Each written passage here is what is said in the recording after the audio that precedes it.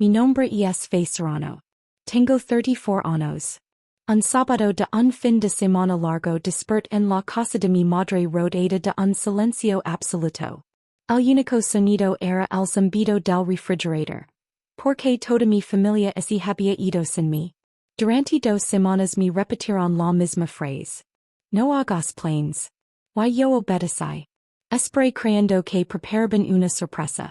En cambio desperté sola, frente a una casa vacía y una simple nota recordandome que les diera las pastillas a mi abuela. Al mediodía abrí las redes sociales y six la historia de mi hermana. Un lago. Un muelle. Toda mi familia riendo. Y una frase que jamás olvidar. El mejor viaje. Cuando ella no está. No respondí. No llama nadie. Solo esperé. 2 días después tenía 63 llamadas perdidas y un único mensaje. Vuelve a casa. No lo sabíamos. Pero para entender por qué ese mensaje cambió todo, tengo que volver un poco atrás. Soy contadora y tengo un despacho en Villaverde. Lo construí sola. Hoy trabajo con 3 empleados y más de 40 clientes. Vivo a solo 10 minutos de la casa donde crecí. Siempre escribo con lápiz porque la tinta es para las decisiones definitivas. La gente confía en mí porque soy organizada, exacta y siempre cumplo mi palabra. Hace 6 años mi padre murió de un infarto en el estacionamiento de una ferretería. Tenía apenas 57 años y aún sostenía una bolsa de tornillos cuando cayó. Él era el centro de nuestra familia. Cuando desapareció alguien tenía que sostener todo. Ese alguien fui yo. Las medicinas de mi abuela, las cuentas de mi madre, los impuestos de todos, los seguros, los trámites. Todo terminaba sobre mi escritorio.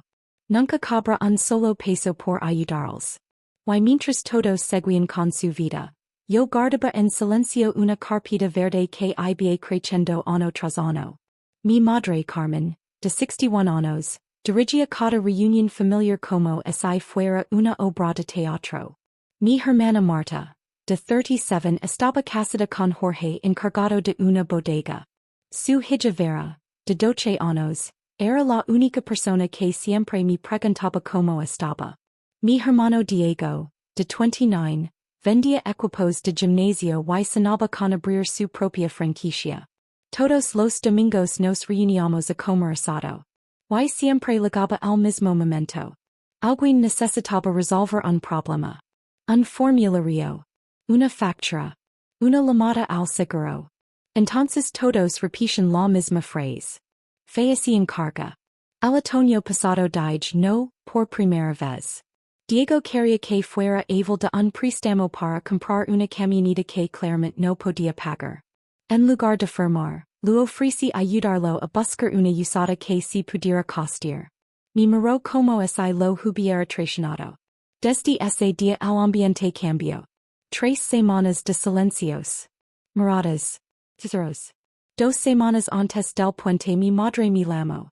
No hagas planes para el fin de semana largo. Prometémoslo. Le pregunté que ocurría. Solo respondió. Confía en mí. Ese domingo noté que toda la casa escondía un secreto. Mi madre y Marta dejaron de hablar apenas entré a la cocina. Diego sonría mirando su plato como un niño ocultando un regalo. Ver corrió hacia mí. Tía Fe, ¿sabías que vamos a?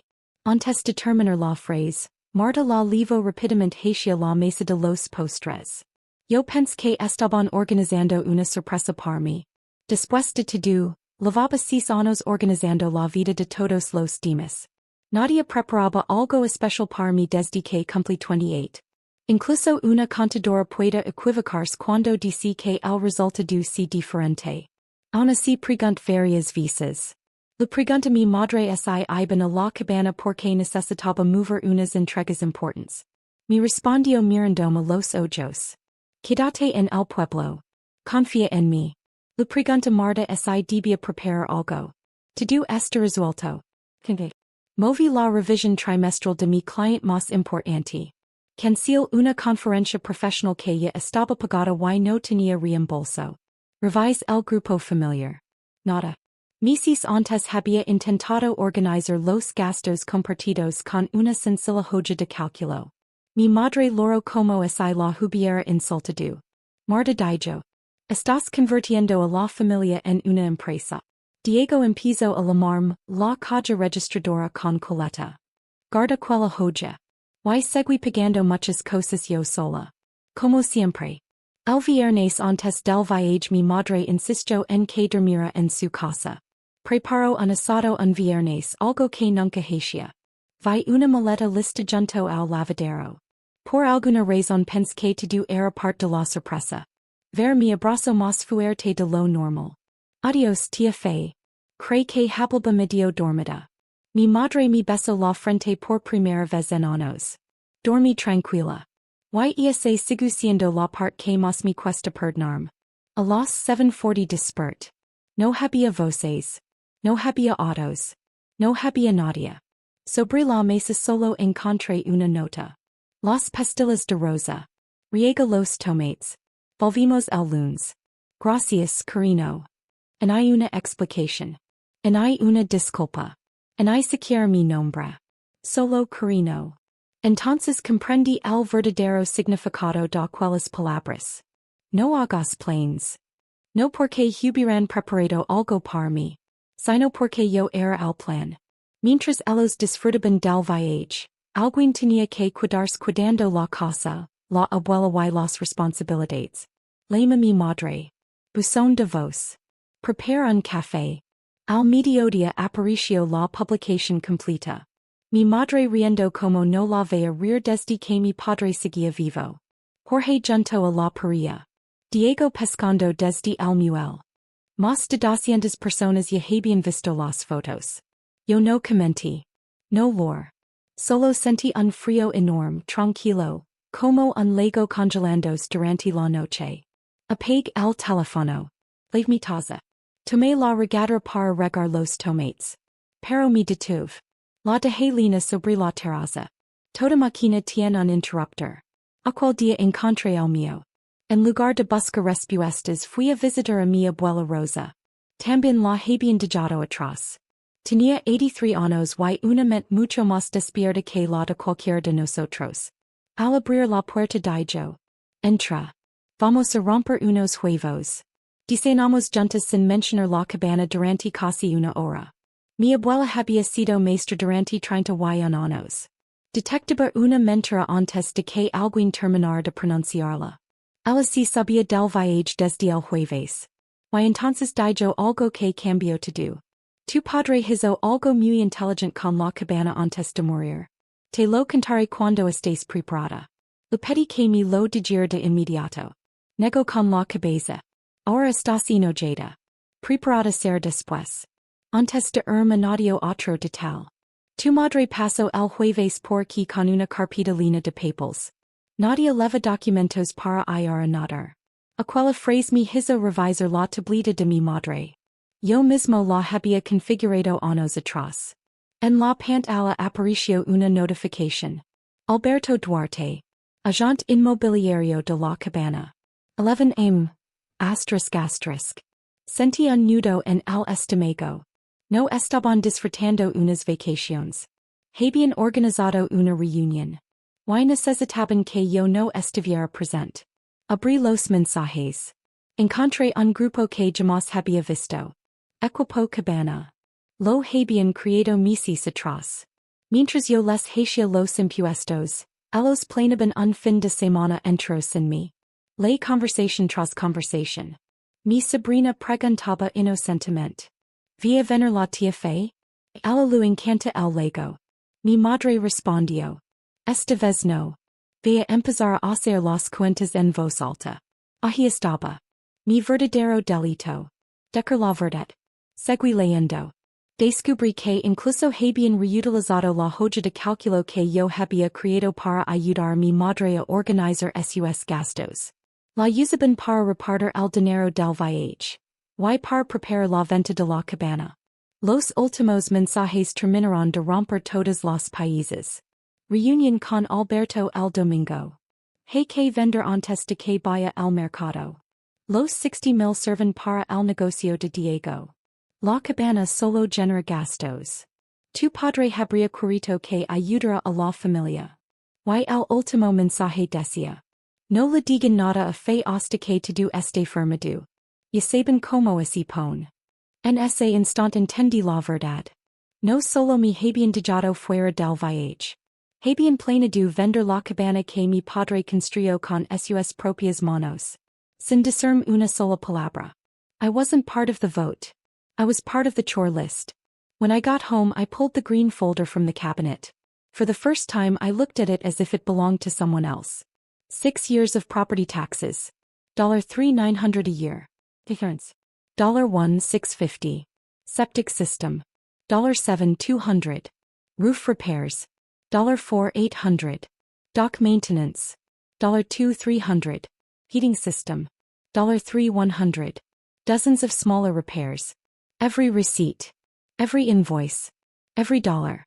The final total sat quietly at the bottom of the page. $61,400.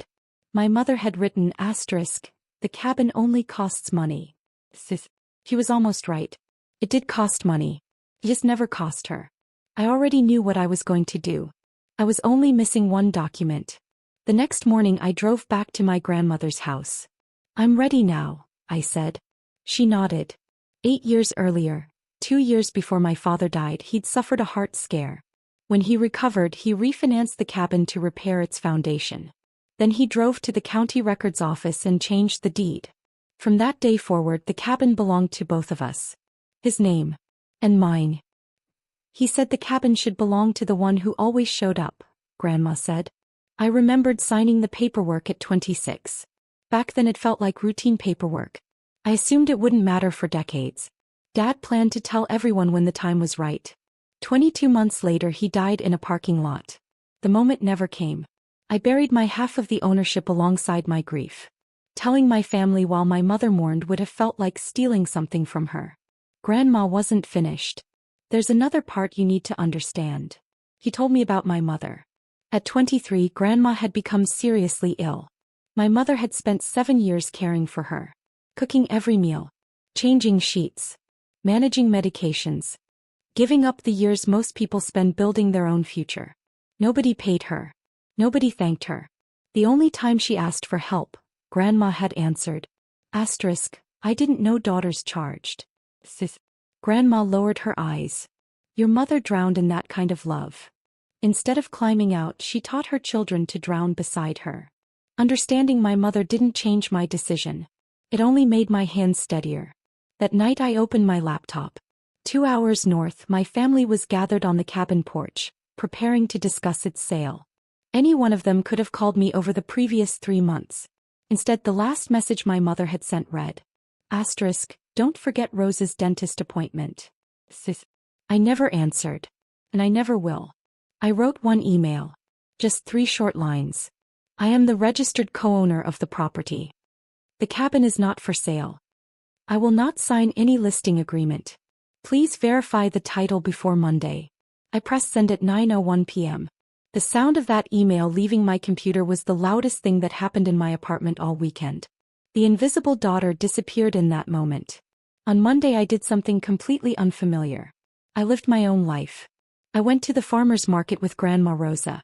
She bargained over peaches like it was an Olympic event and proudly introduced me to everyone as my granddaughter, the one who built her own business. She already knew about the email. She never once asked if I was sure. By 11:02 I silenced my phone. At 11:04 the screen lit up. I ignored it. 11:10. 3 calls from Diego. Like someone kicking a vending machine that refused to work. 11:20. Marta. 11:21. Jorge. The man who had almost never called me. By noon my phone looked like a slot machine that wouldn't stop paying out. The only messages I opened came from Vera. Asterisk, Aunt Faye. Why is everyone yelling? A few minutes later another arrived. Asterisk, the real estate man left before he even reached the dock. Then one more. Asterisk, Grandma keeps saying a number and covering her mouth. My mother had already deleted her vacation post. Not an apology. Just the evidence. By midnight I had 63 missed calls from 5 different people. Yet not one of them had said the only word that mattered. Sorry. On Tuesday I listened to the voicemails in order. Diego shouted. What did you do? Alberto walked away. You ruined everything. Marta sounded calm, almost rehearsed. There has to be some misunderstanding. Mom says there are records. My Aunt Pilar simply asked. Is it true you've been paying all the taxes? Then came my mother's messages. Call me. Did you really pay for the septic system? Thurf. Why didn't you tell me? Finally, close to midnight, barely above a whisper. Asterisk, come home. We didn't know.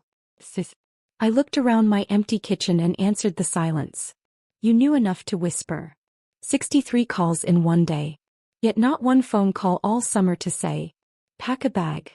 They returned on Tuesday, a day later than planned. Diego stormed into my office, still sunburned from the trip. You knew, he said. You let us drive straight into a wall. You planned this for 4 months, I replied calmly. I sent one email. He exploded. You always think you're better than everyone else. Then he finally admitted what they had all believed.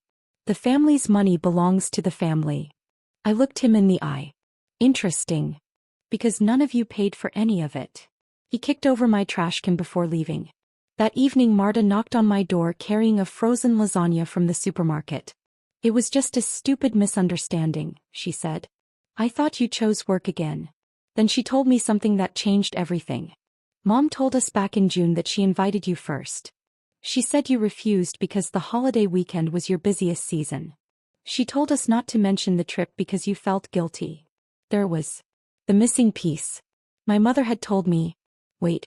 She had told everyone else. Fe said no. She hadn't just hidden the trip from me. She had hidden me from them. I declined every request to meet privately. Instead, I sent one message to the family group chat. Wednesday. 7 o'clock. Mom's house. I'll bring the documents. Asterisk asterisk. The typing bubbles appeared. Then disappeared. Appeared again. After 6 long minutes, Diego finally replied. Fine. Real power isn't loud. It's deciding the time. And bringing the paperwork. I printed 5 copies from the green folder. Before leaving, I stopped to pick up Grandma Rosa. She smiled as she grabbed her purse. I'll sit, she said. You'll stand. Go claim your inheritance. Then she corrected herself. No. Not the cabin. The other inheritance. I arrived exactly at 7. Everything was already arranged. Lemon pie on the table. Good dishes. Diego stood by the window with his arms crossed. Marta and Jorge sat together on the small sofa. My aunt stayed outside at my request. Grandma Rosa settled into the armchair beside the lamp. My mother sat on the edge of the couch, already preparing her speech. Faye. She began. I just want you to know how. I raised one hand. The sentence died. I placed the green folder in the center of the table. My name is on the deed, I said. But that's not the part you don't know. I opened the folder and began reading every page aloud. Property taxes. Difference. Septic repairs. A U-roof. Dock maintenance. Heating repairs. One expense after another. No one touched the lemon pie. When I reached the bottom of the final page, I read the total. $61,400. I looked at my mother. You were right about one thing, I said quietly. I do read the numbers out loud. She slowly stood up. I expected denial. Instead, the truth poured out like water through a cracked foundation. I couldn't keep up, she admitted. After your father died, my pension was cut almost in half. I refinanced the house. Credit cards piled up. The mortgage kept growing. I couldn't bear being the poor widow. She wiped away a tear. Every bill arrived, and your name was already taking care of everything. Then she whispered something that made the room go silent. After all those years caring for your grandmother, nobody ever asked how I was doing. I thought. She hesitated. I thought that's what daughters were for. Grandma Rosa closed her eyes. I looked at my mother and answered softly. That may be the saddest thing you've ever said. And it's still not an apology. Marta spoke next. We'll sell the cabin. The $61,400 goes straight back to you. Diego immediately leaned forward. I only need $60,000. I'll pay it back in 2 years. Dad would understand. Then my mother reached across the table and held my hands. Please. Just sign this one time. Everything will be different. You'll manage the money. You'll make the decisions. You'll finally be the head of this family. You practically already are. There was everything I had wanted since I was 28. Acceptance. Recognition. A place where I finally mattered. All I had to do was keep paying. 10 days earlier I probably would have signed. That realization still frightens me. I gently pulled my hands away and stood. My voice stayed calm. Kind. Certain. The cabin isn't for sale. My father put 2 names on that deed. Both names are staying. The cabin will remain open to the family.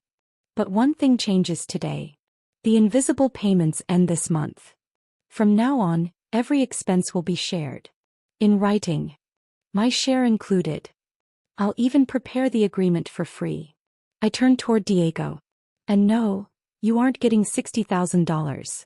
If your dream only survives by selling your father's dock. It's not a dream. It's debt. Finally I faced my mother. I don't want to lead this family. I only ever wanted to belong to it. It cost me $61,000 to learn the difference. I'm your daughter. Not your unpaid staff. Diego slammed his fist onto the table. This family is over. He pointed at me. This is your fault.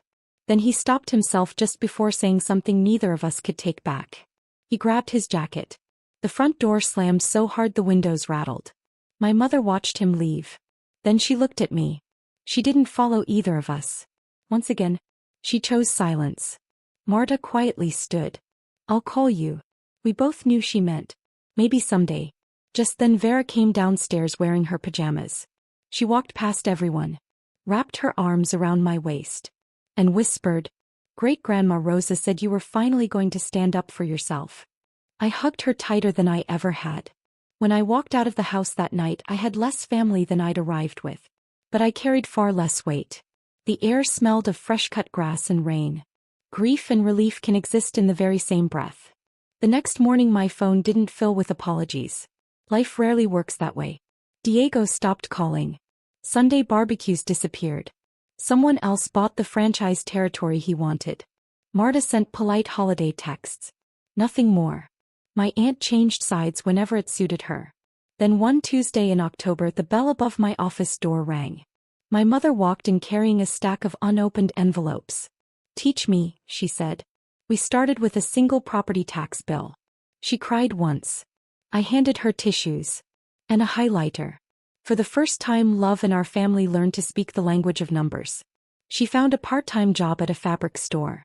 In December she placed a check for $200 on my desk.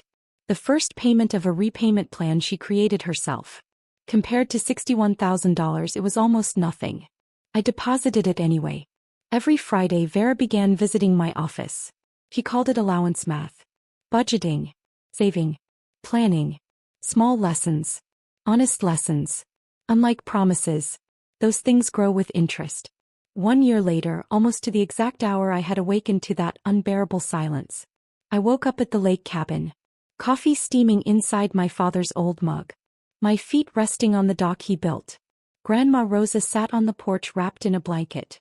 Vera practiced diving into the lake, clumsy and fearless. Marta recorded every jump. She never posted a single video. Around noon my mother arrived carrying potato salad. She came as a guest. Nothing more. There were no speeches. No whispered conversations. No expectations. Only lunch. An expense agreement with 4 signatures hung inside the kitchen cabinet. Everyone paid their share. No one carried the family alone anymore. Diego didn't come. But his name still remained on the visitor schedule. The door was never locked to him. Only honest enough to have boundaries. Years ago they told me, don't make plans. Now I understand something they never did. Being needed is not the same as being loved. The day a woman learns that difference is the day she stops living as furniture in someone else's home and begins writing the story of her own.